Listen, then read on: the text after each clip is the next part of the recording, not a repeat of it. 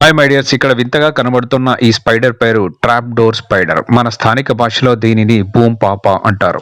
ఇది సెటెనిజిడే కుటుంబానికి చెందిన సాలెడు పురుగు. ఇవి ఎక్కువగా ఉష్ణమండల ప్రాంతాలలో జీవిస్తాయి.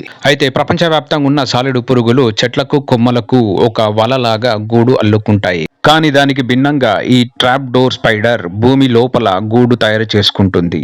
భూమి లోపల బొరియ చేసుకొని సాలెడు పురుగు యొక్క పొట్ట భాగం నుంచి విడుదలయ్యే ప్రోటీన్ పదార్థంతో తయారైన సిల్క్ తో తన గోడల చుట్టూ అతికిస్తూ గూడు తయారు చేస్తుంది. గూడు పై భాగంలో ట్రాప్ అనే డోర్ ఓపెన్ అయ్యే విధంగా తయారు చేసి పెట్టుకుంటుంది.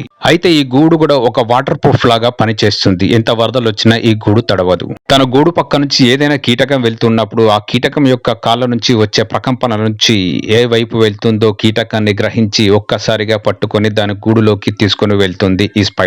అయితే ఈ సాలెడు పురుగులు 5 నుంచి 10 సంవత్సరాలు బ్రతికిన దాఖలాలు కూడా ఉన్నాయి.